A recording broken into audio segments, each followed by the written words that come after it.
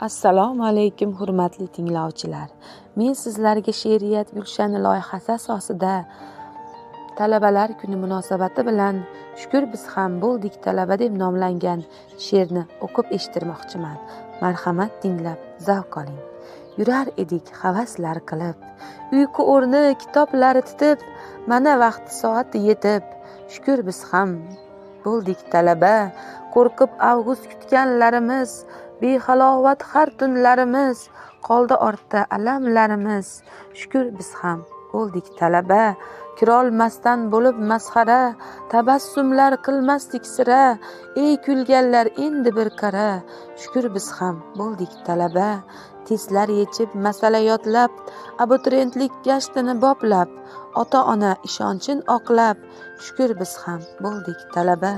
Aziz talabalar, bayramingiz muborak bo'lsin. O'zingizni ehtiyot qiling.